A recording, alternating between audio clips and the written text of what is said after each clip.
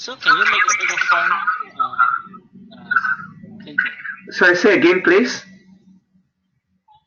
So no, I mean, can you make a bigger font? Okay, sure, sure. I'll make it a bigger font. Okay. All right, let's make a start. Thanks everyone for joining again. So this is going to be the basic training on Python. So this is a group training. So we are going to do this remotely. We are each in our own home doing this through the computer remotely using Goto Meeting. And this session is recorded. Let me just read this first. Okay, so there's a disclaimer. So this session and presentation is being recorded for assessment purposes for my course with Open Colleges. This recording will be live streamed through Open Colleges online learning platform to the Open Colleges learning management system. These sessions may be used by Open Colleges for compliance purposes or within a course to demonstrate examples of best practices. This video may be available publicly. This applies to the time this video is being streamed. After the recording, the video will be stored securely and will become the property of Open Colleges. If you do not wish to be recorded, please let me know now. And so again, we are all in our own homes, so we know where the fire exits are in case of emergency. And we just need to make sure that there's no electrical wires running around the place and everything is in a safe condition. So, okay, so we can start. Right. Okay, so everyone can see the screen properly, right? Yes. Yes, I can. Good, good. And yeah, so here's a brief outline of what's going to be covered in this session. So I estimate it to be, I don't know, maybe between 30 minutes to 1 hour, depending on how we go. Okay, so we are going to briefly run through the introduction and of how to run Python first. And then we'll look at the different variables or data types in Python and some basic math operations. Then we look at some strings method, how to manipulate the strings. And then we'll look at the data structures such as the list or the dictionary, which is quite useful.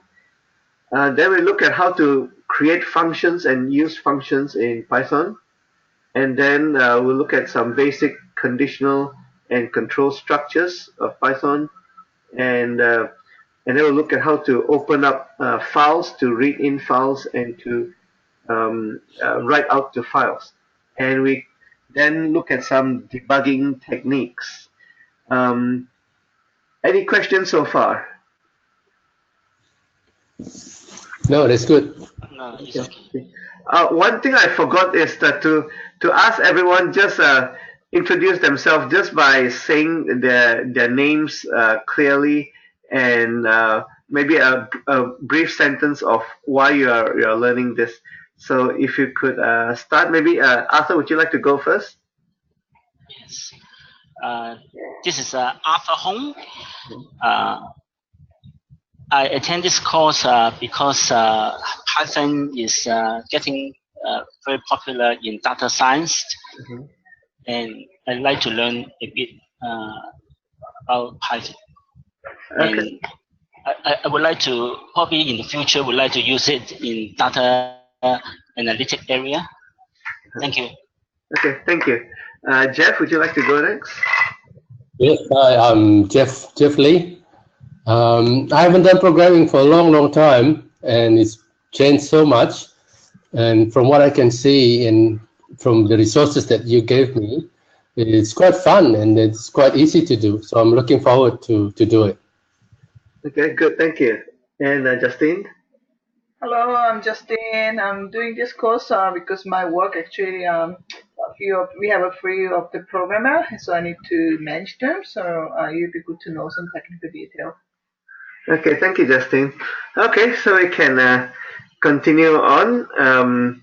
Okay, so it looks like everyone has a technical background in IT especially, and Python may be something new, but I guess it won't be too difficult to catch on to.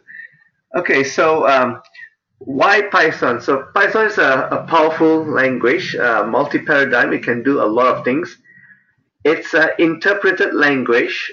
So let me just clarify that one. There are other kinds of programming language like C or C++, and Fortran, where you have to compile the source code.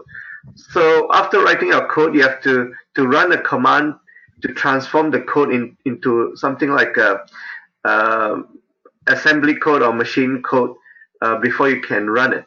Whereas Python, you don't need to compile it. So you just type your program, you save it, and then you can just run it. So that's called the interpreted language, and it's quite quick to program in. With Python, there's two main versions, Python 2 and 3. They both exist at the same time. There are slight differences. Yeah, so when you read the documentation, so just make sure that it either applies to Python 2 or 3. So the things I'll be covering here is, I think it's applicable for both of them. Okay, so look at the Hello World example. So this is a very easy first step, I guess, just to make the program print something. So just write the word print and then Hello World in the double quotes. So this is quite similar to a few other languages too, I believe. Now, looking at this one here now, so this is going through the interpreter. What it means is that the first line where it says Python brings you into the interpreter world. So that means it brings you into a Python world where every command you type, it's a Python command. So it's like using Python interactively. So you don't need to save your file. You don't have to write somewhere and then run it. You just run it straight away. So that's one way of running Python. You may see this one being referred to in the documentation. This REPL stands for Read, Evaluation, Print, and Loop. So what this means is that the interpreter will do exactly this. So when you type something, or when it sees your program's line, it will read it, and then it will evaluate it, or do some calculations if it needs to, and then you will print out the output on the monitor or to a file, and then it will loop and go through the next line of command. So it's something to know, but you don't really need to do anything about this. Now, so this is just illustrating the REPL concept in the programming in Python. So for example, the second line 2 plus 2, the interpreter will read it, and then it will evaluate. So evaluate means calculate it to get the answer 4, and then it will print it out onto the screen, and then it will repeat. That means now it just goes back to wait for your next command. This is a statement. Many developers keep a REPL handy during programming. So you can have a Python interpreter on the side to help you. So later on, we'll look at some of these interpreters. Any comments or questions so far? No, that's good, Clinton. Okay. No, yeah, fine. All right, thank you. All right, let's move on. So just now we have seen using the interpreter where you just open up an interpreter and then you just type the commands on the screen. Whereas this section now is calling, it says from script. That means you write your program into a file. So you can keep on writing and editing as much as you want to, and then you save it, and then only you run it. So for example, in this slide here, it shows that you make a file called hello.py, and then in that file you have one single line in it, so print hello world. And once you finish with the file, you save it, and then you can come out of it onto your command prompt, and then just type Python hello.py. So this is typed in interpreter, not interpreter, but a DOS shell or a Unix shell. So you have the Python followed by the name of the file itself of the Python program. So is that part clear so far? Yes. Okay. Okay, so if it is like Unix, in a Unix world, you may need to put this line in front or on top of your program.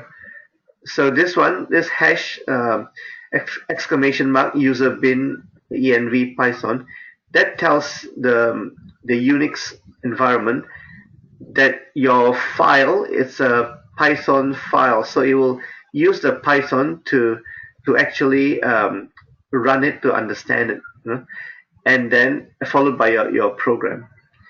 And in the Unix world, you may also need to change permissions for the file. So this one is change it to have an executable permission, and then you can run it by typing the file name. So it's slightly different in the way that you run between Windows and in Linux or Unix. Okay, this next slide talks about the Python 3. So one of the commands that is different is that the print command is no longer just a statement, but it's a function. So that's why you have the prints and then the argument as a hello world. And we'll look into the functions a bit later. So I'll just show this here as just to show the difference quickly. Okay. All right, so next section is about objects. But before we move there, let me just jump quickly to the interactive side. All right, you may have seen this in the Google Classroom already.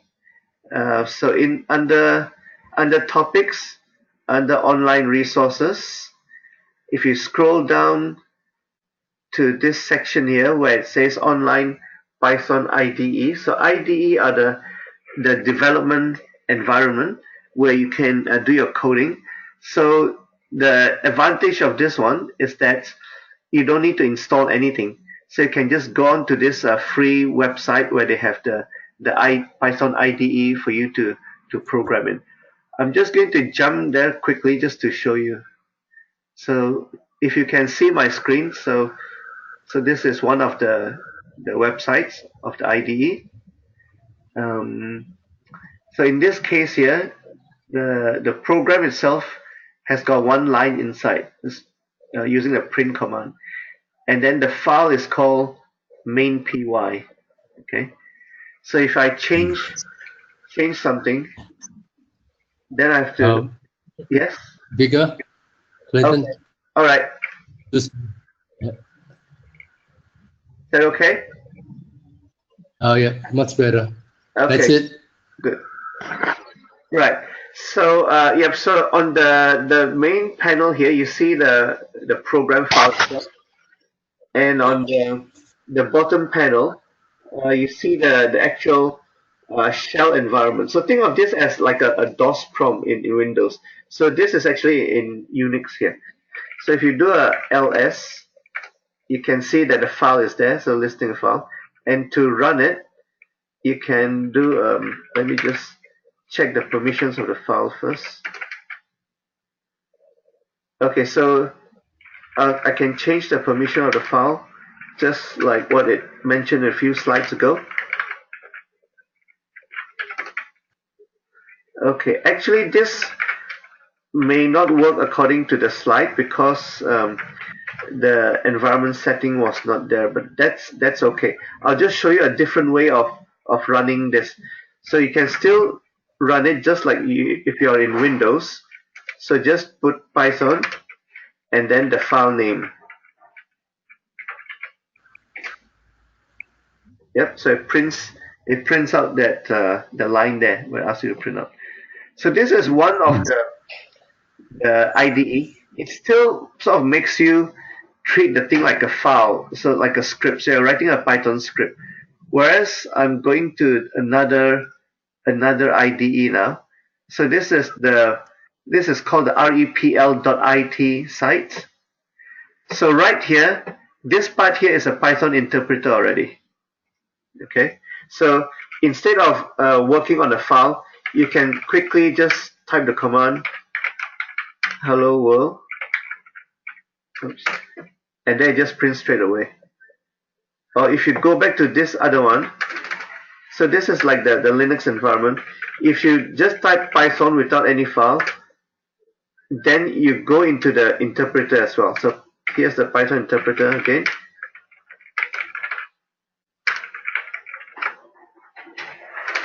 So here's the results again.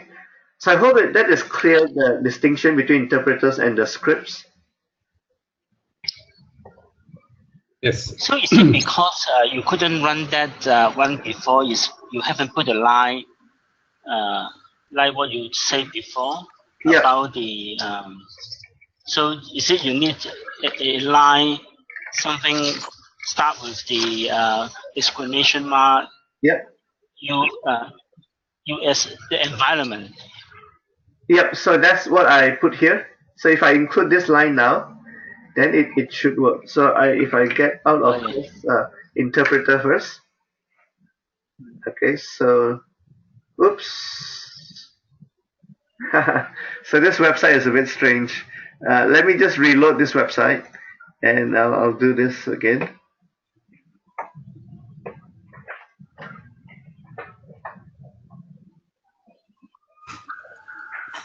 So that was just a side effect of using this website to simulate a Unix or Linux system.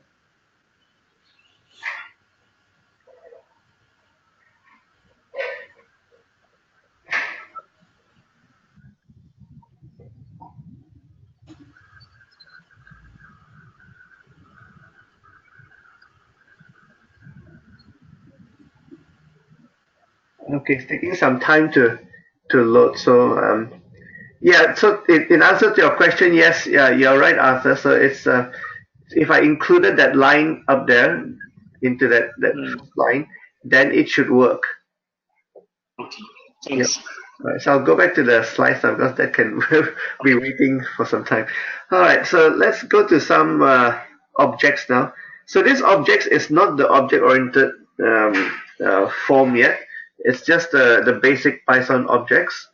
So it's trying to show that there are some kind of objects. I rather call it variables.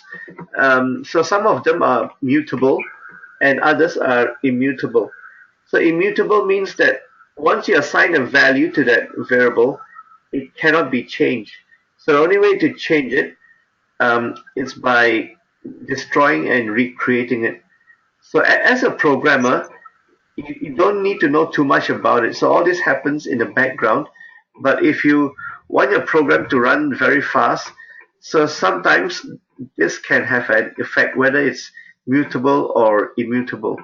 So when you think of efficiency, you may want to think about this. So I'll give you some examples of that. So there's like the variable a, and then the function id_a will give it the address. So address is like a pointer to the memory space. And then let's look at this one.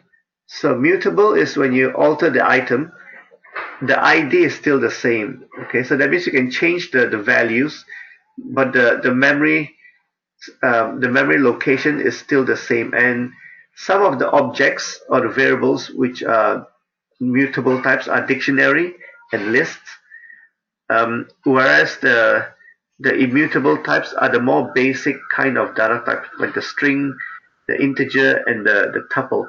Tuple is just like a basic combination of data points.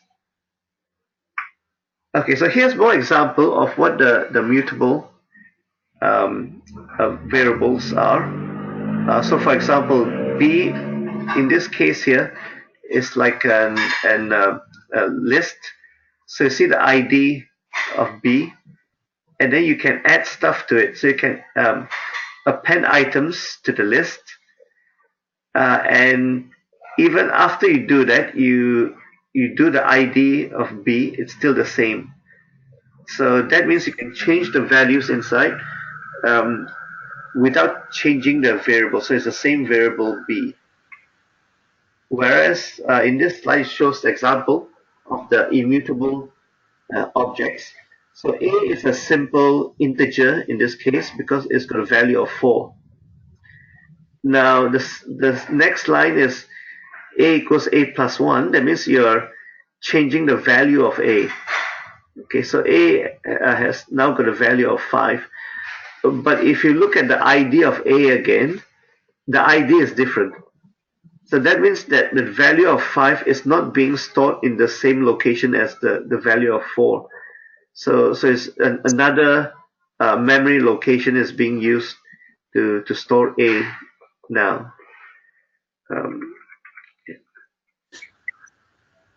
So a few common data types. So we've got the integer, we've got the floats, which are the decimal points, and then we've got the strings, which are the character type of data, and then if you do the quotes of a number, if you include the numbers in quotes, it becomes a string. So in the last line, A equals the quotes of 4. So it's actually a string rather than an integer. And any questions so far? No, it's clear. Yeah, Okay. it's clear. Okay. Actually, if you want to try something out on your own, if you want to try it as I go through these slides, you can, because you can also open these websites on your own website. So it's up to you. So if you want to do this, just ask me to go a bit slower, and you can stop me to ask me some questions if you come into certain points in that. So feel free to do that if you wish. Okay, now we go to the naming. So the variables or the objects need to be named in a certain way. It's very flexible, but just a few of the rules here. So the variables have to be all lowercase. You can have underscore between different words. So essentially there's no empty spaces. And then the variables cannot start with any numbers.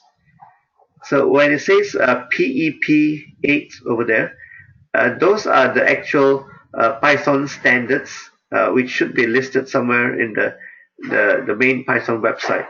So these are like the rules that the Python language has to conform to. Yep, so PEP stands for Python Enhancement Proposal. Alright, some of the maths functions now. So I think most of you have got a very good maths background, so this part should be easy. So I'll just point out some of the unique things here. So like power, you use a double star, and modulo, you use the percentage sign. And this part here may be tricky. So if you do integer division, like when you put 3/4, you're thinking 3 divided by 4, but the Python itself thinks that it is the 3 as an integer divided by 4 as an integer. So the result is 0. Whereas if you want to do the proper division of 3 divided by 4, so you have to put the 4 as a floating point number. And you can put 4 points, and that makes it into a floating point number. And so the answer is 0.75. And one of the differences that in Python 3, the double slash stands for the integer division. Okay, so what happens when you raise 10 to the hundredths? So this is 10 to the power of 100. So this data type is called long. So you've got the integer and you've got the long data type. So they essentially represents the similar type of number, except the long has got more memory space for it. So when the integer becomes too long, then it will change to use this kind of data type. Okay, in order to use this, we have to import the module called sys, sys. So hence the first line import sys. And then when you put max int, you can actually find out the maximum integer that it can handle.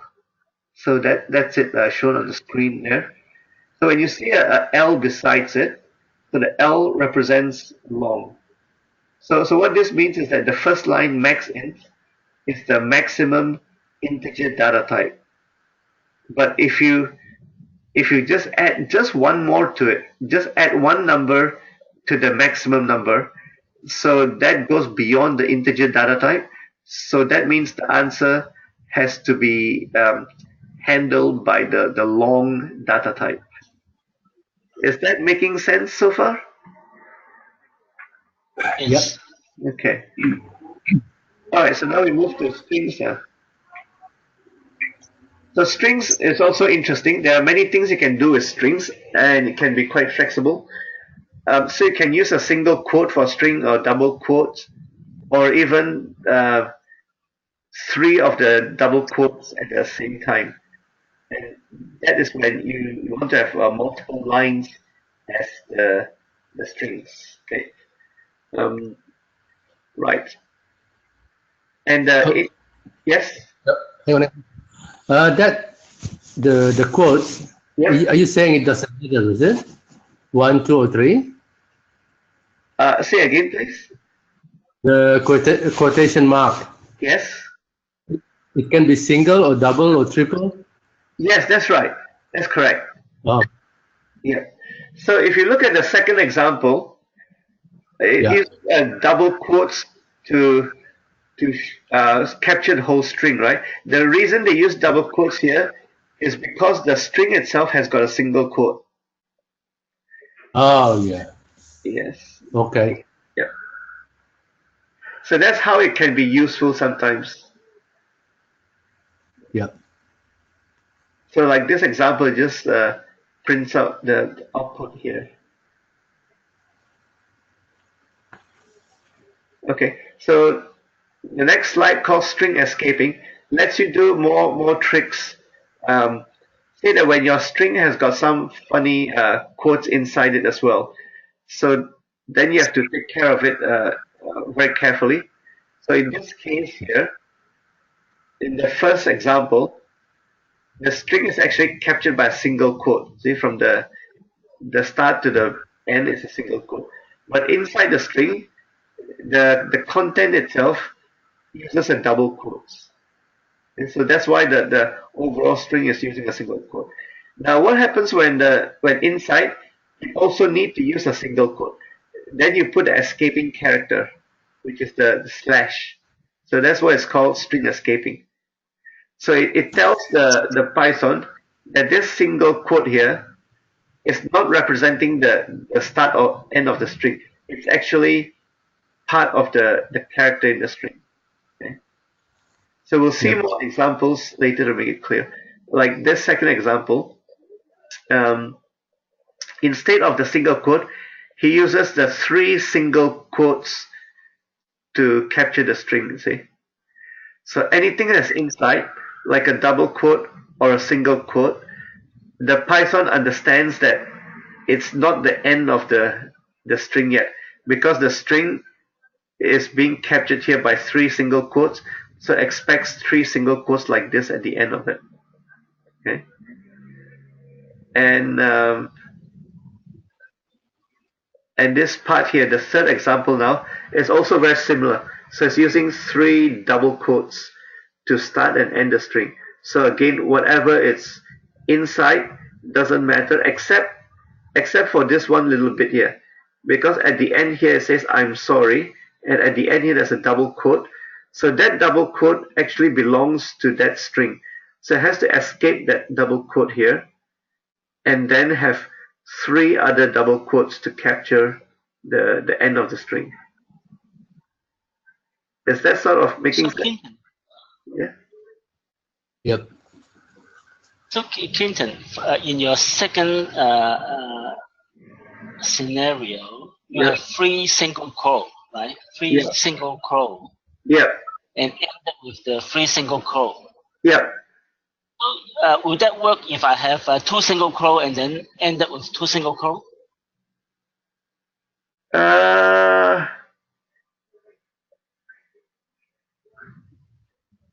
Good question. I have a feeling it doesn't work because the Python either accepts one type of character for start or finish or three. So it's either one type or the three type. So either one single quote or three single quote. But I don't think it accepts the two single quotes. It's a very good question. Okay. All right. So here's a table showing different kinds of ways that you can escape the strings. Okay. So you can see the double backslash is needed if you really want to have a backslash inside the quote.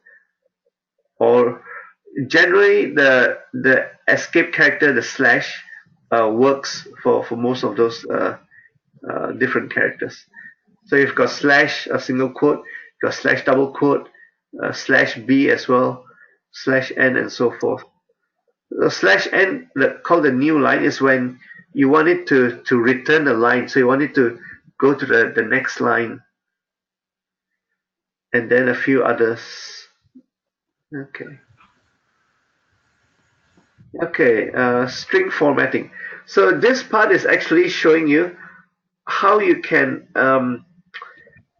produce some output and print it to either to a screen or to the output file. So the way to do this is, if you have programmed in C before, the first way is something like the C method. So you give it sort of like a placeholder, the percentage S, meaning the string, and then another percentage, and then brackets, and the actual values of what you want to put inside the placeholder. So you see this first hello goes to the first percentage S, the second, which is the world, goes to the second percentage S. So it prints out hello world. So this is the thing it prints out, this space here. There's another alternative for this format, is if you use like this. So instead of percentage S, you give it the curly braces and you tell it which number in the argument list. So 0 is the first one, so it's hello.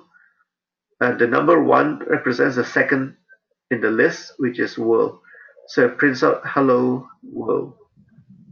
Okay, so you're using the string and dot format. So format is a function of the string data type. So you got a string dot format, which is a function, and then the arguments. So this dot notation is like it's an object-oriented kind of programming system. So string being the class of data has got the methods or the functions for that class. Is that clear? Yeah, you can see how much easier is the Python comparing with those two. Yeah. Yes. Okay, now we look at the methods.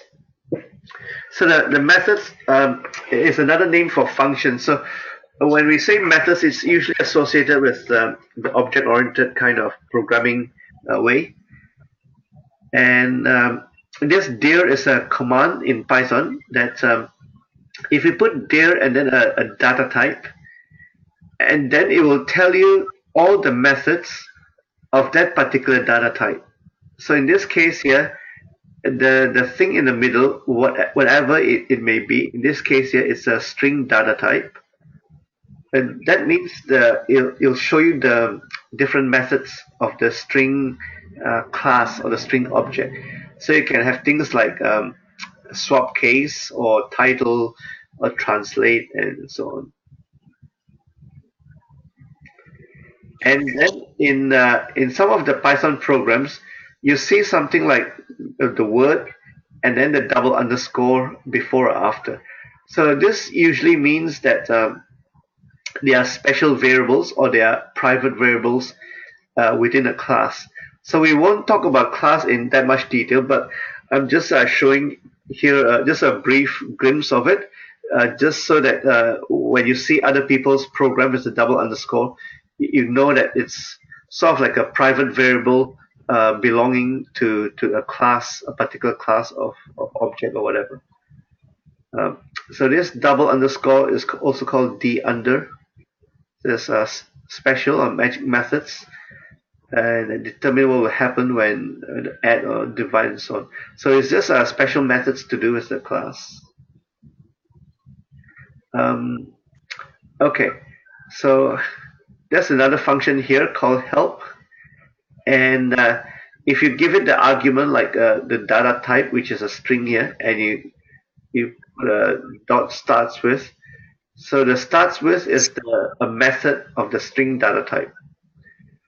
So what this is doing is that it's asking for the help on the starts with method. So in that case, when you hit return, it will give you the help document for this particular function. So it's a simple way to get help when you're in the Python environment, and then if you want to look up something, so this help command may be useful in this case.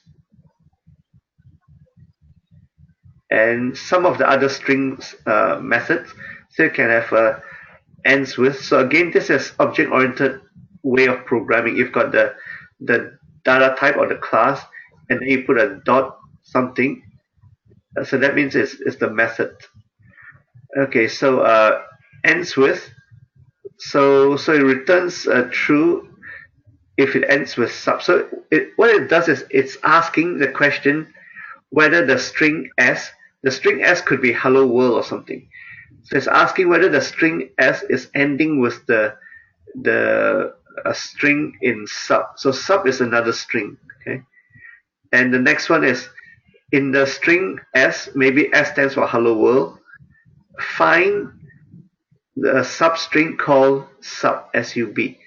So if you can find it, so returns index of sub or -1. So if you can find it, it will return the index or the position of where the substring is.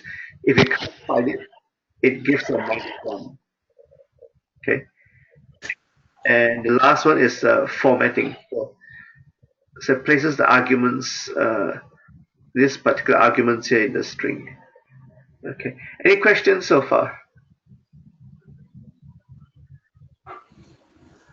It's clear. Yeah. Okay. So this is just more strings method here. So I won't go through this in too much detail. So just to show you that the strings is a class and it has got many methods. So the methods are there to help you manipulate the strings. So if you want to do something with the strings, right, you don't have to write your own logic. You don't have to write your own code to deal with the strings. A lot of the operations are already built in. So you just need to find out what are the names and how to use it. So that's all. Like joining some strings and then stripping white space from strings and so on. Mm. Okay. So it'd be good if you can. Yep. It'd be good if you can have some examples of those things. Okay, good. Maybe later. Okay, we can go to examples now. I can show a quick one. Okay, let's see. All right, so we've got interpreter here. Let's pick a very simple thing. Let's do the function called strip. Okay, so the string. Just give it a name for the variable. Call it SSS. Okay, just the name of the string variable. So the data itself is called hello world again. Okay, let's give some spaces here. So instead of just hello world, I'm going to give a space and then hello world and then space. Okay. So if you do a print SSS, you also print out the spaces which you can't really see.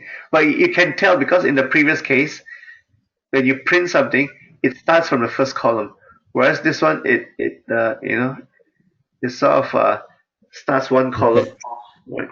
So let's use the formatting of the strings, right? yes, More or less. yeah. So the point is I'm going to use the strip command to strip out the empty space. So the way to use it is you first type in the variable, which is SSS, and then you put dots, and you call its method strip.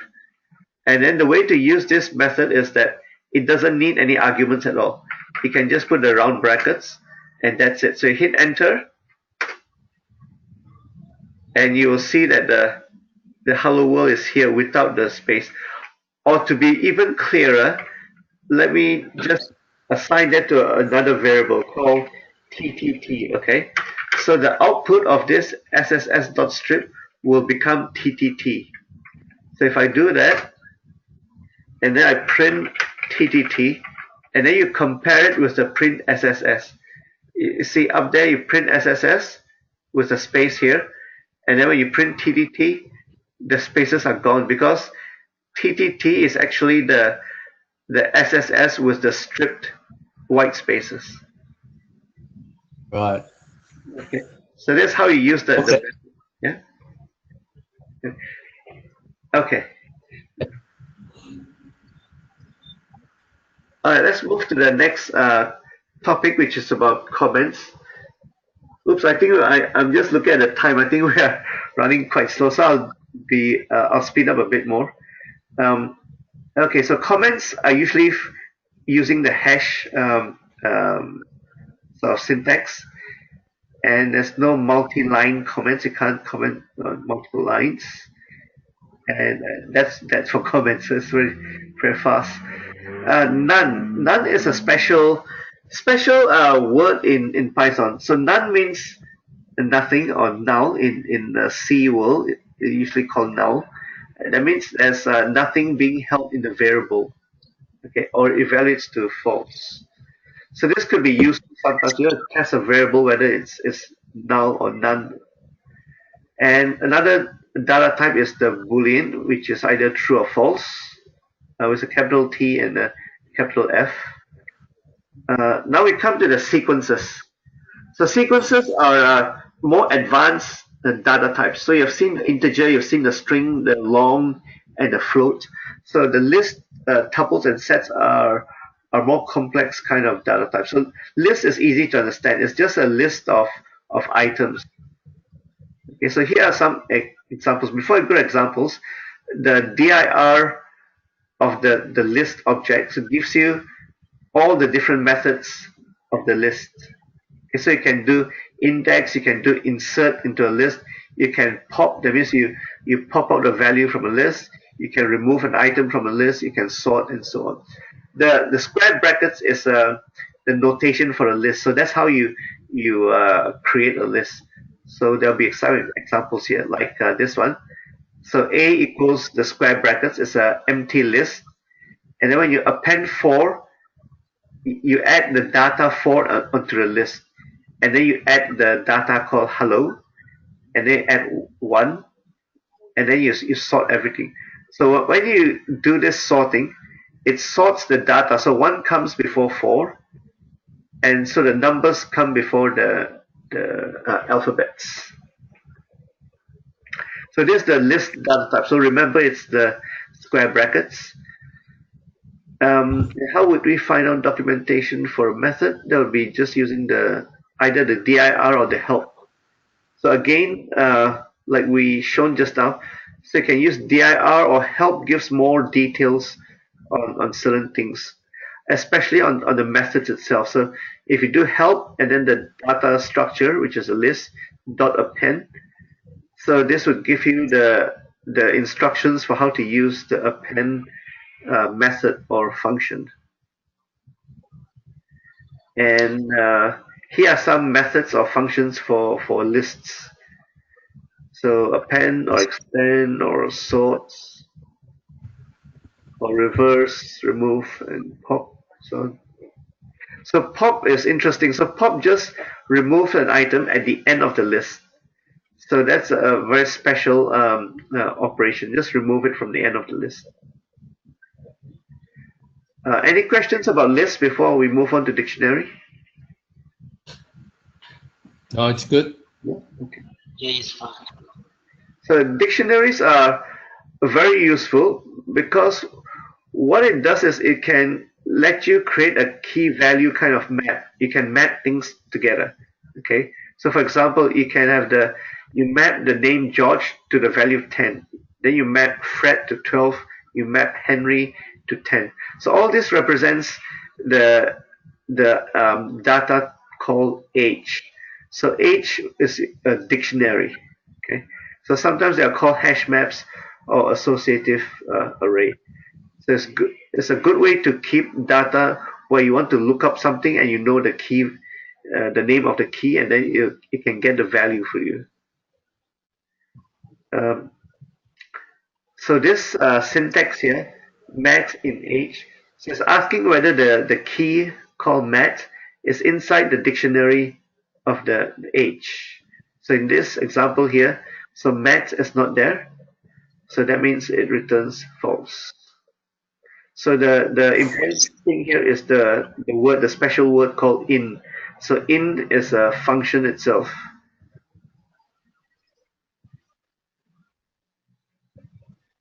Yep. So there's more details of the in statement.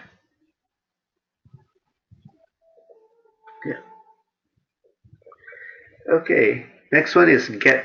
So again, get is one of the function or method of the dictionary data type.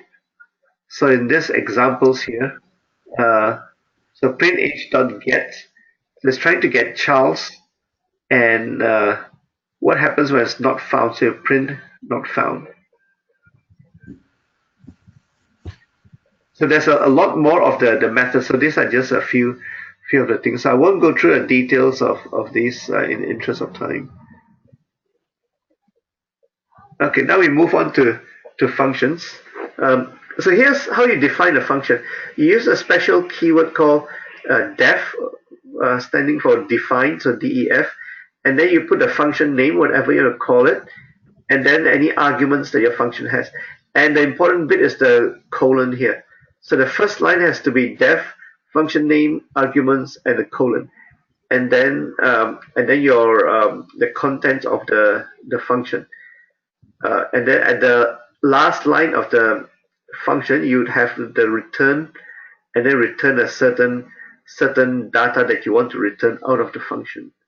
One thing I think I missed mentioning at the very start is that Python is usually not space sensitive, but it is very tab sensitive. So when you have control structures like a function, the next lines here need to have a tab character, either tab or some consistent space, like maybe 3 or 4 spaces. So if it's 4 space here, it has to be 4 space here, 4 space and 4 space. And when you come out of the function, like here for example, it has to go back to the same column as the line before. So any questions on that? No, it's good. Okay. No question. All right, so this one just gives a summary of what we talked about before, the def, the function name, parameters, the colon and the indent, and so on. Okay, so I won't go through this much. White space. Okay, so instead of using the curly braces like in the C language or something, we use the colon and the indents. So that was what I mentioned just now about the next few lines. You need to indent consistently. So 4 spaces is an example. Invoke Python TT to error out during. Yep. So this command here, I guess, is like a checking. It'll check your code whether you have put in the correct number of spaces or not. But I haven't used this before. Okay, default or name parameters. Alright, so it's showing that some parameters here, you can give it a name called what, n or something. Okay. And then you can, by doing this, you can actually give it default values. So when you want your function to have default values, you put it into the argument list like this. Doc. Okay, I think I'll skip some of this slides here. I think we have this one already. and conditionals. Okay, this one is important. So in programming language, one of the key structures are always how to use the conditionals. So like the if, else if, and else, and the while loop, for loop, and all that. So in this example here, is showing the if, else, and else if kind of structure. So the whole idea is that you got a if to start with, you got some conditions, whether it's true or false. You got a colon, and then you indent, and then you can put your code, your logic here, and then you can have an else if, and similarly you need to have the same indentation here, and you can keep on going until the very last bit, which you call else, and then you have your code again. Okay, so the important warning is that the colon is very important, and the white space or the tab. So the Python will actually look at the tab spaces to determine the conditional logic. So Boolean data types. Yeah, I'm going to go fast on these few things here. So some operators for comparison, Boolean operators which you can look up more. Boolean nodes. So comparison again. Okay, so this is interesting. This is a chain comparison. Okay, so if x is in between 3 and 5, then you print 4. So this is a shorthand way of writing if x is bigger than 3 and x is less than 5, print 4. So it's a smart way of writing things, just like in mathematics. Iteration. Iteration is quite important, especially for for loop. So if I have a loop, you want to iterate over different numbers in particular. So unlike other programming language, the Python way of iterating is quite easy and quite sort of intuitive. So the way to do it is that for a certain say index, you can call this whatever you want. Here is called number. For that index inside in a list of things to iterate over. Okay, so this is the index called number, and this is the list of items to iterate over. So if you don't have a list already, you can make a list dynamically like this. So making a list on the fly. So range 1,7 means generate the number 1, 2, 3, 4, 5, 6, 7. So this becomes a list of 1, 2, 3, 4, 5, 6, 7, and the number inside the list, and it iterates over it. And here's a bit more example of how to use the range function or method.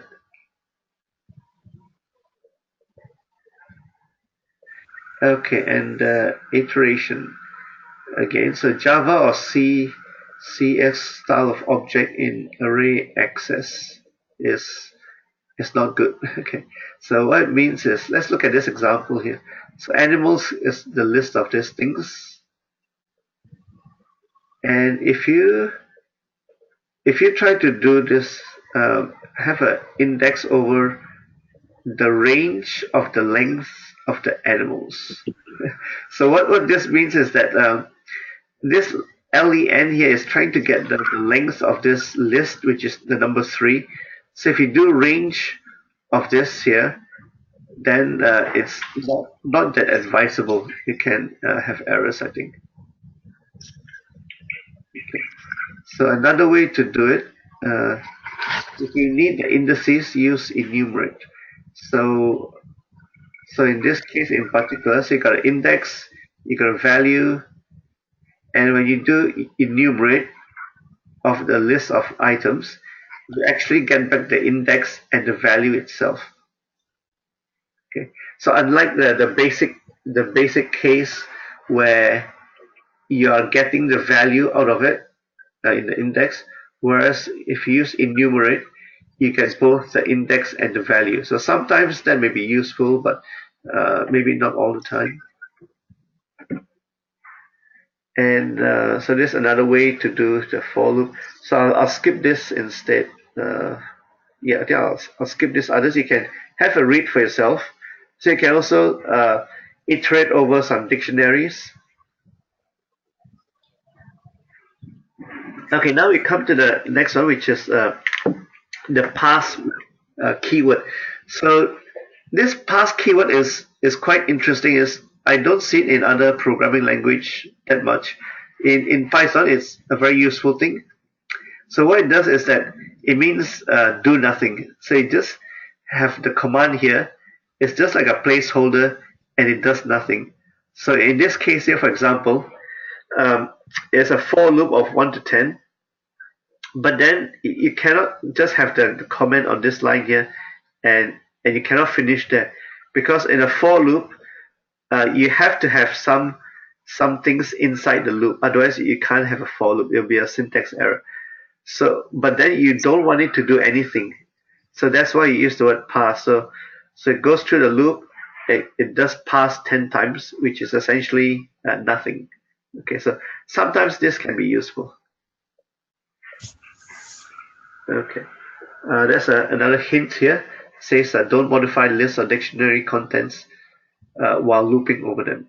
Yep. So it's just a warning that if you are using a dictionary to go through a certain loop, don't change the items in the dictionary, because that may lead to maybe some infinite loops or something. Okay, slicing. Slicing is about, let's see, so you got sequences like the list, tuples, and strings, and it can be sliced to pull out a single item.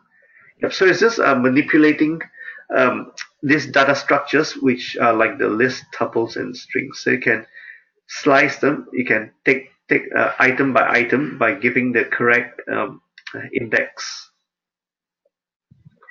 And yep, and you can also have negative indexing. Yep. And a few more examples of slicing. And okay, I think I'll go through this example. So slicers can take a stride. So a stride means jumping. Okay, so in this case here, my pets is dog, cat, and bird. So the dog and bird is 0, 3, and 2. So it jumps from 0 to 3, and then jumps by 2. So essentially it takes dog and takes bird. Okay. Yeah, you can actually do this, some of these examples on your own in the IDE itself, and then you can see how it actually works. Okay, about the file I/O now, and this is quite a common thing that people like to do in their programs. So, which is to open a file, to read the contents of a file, or to write out to a file. So the command to use is open, and then the name of the file, and then you do something with the file. Usually you want to use it with a loop, because in this loop here, you are actually looping over each line of the file. So you see this fin, that's what it's called, a handler. So it's a file handler. Once you open it, so you can use the fin in the iteration here.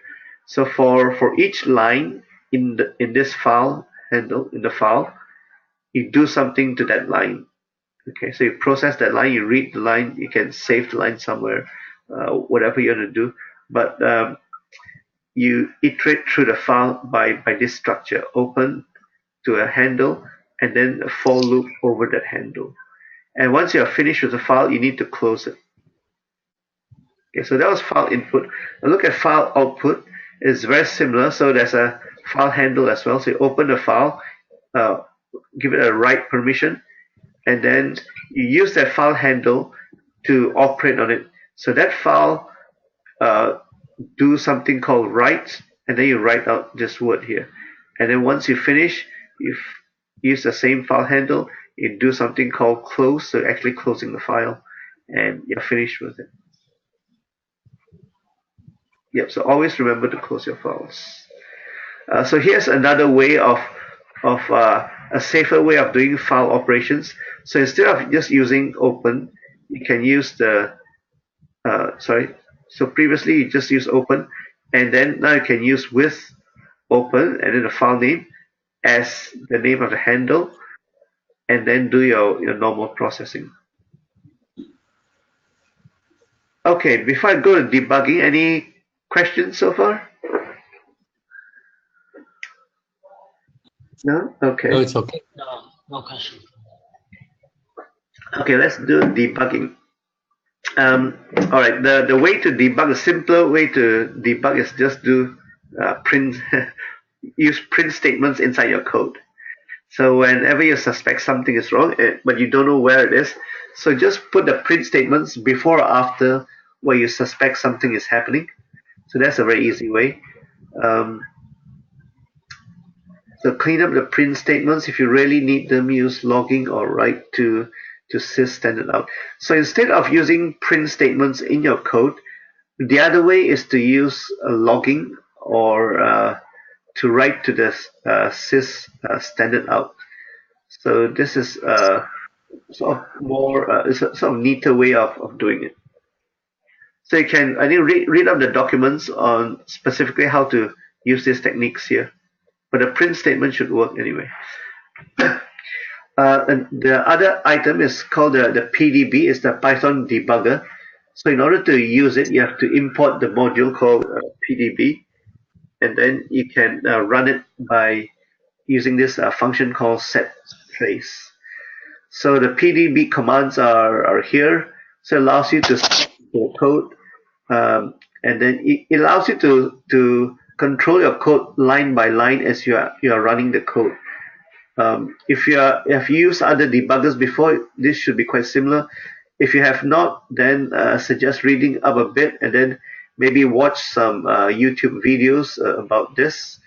Once you learn how to use this, it could be quite useful. Okay, so I think that's the end. There are some bonus materials which I'll quickly flip through, but I won't go too much detail. So there's a date time module. So a module is like a library. So these are ready-made set of functions which can be very useful for you. So this particular module is called date time. So you can do lots of date manipulations there. So import is the keyword to import libraries. And error handling. What I did mention just now is the error handling technique. So the way to do this is using the structure called try, except, else, and finally. So in trying something, if you are not sure of, you put under try, and then except is when you are expecting it to throw a certain error, and then you try to catch that error and do something about it.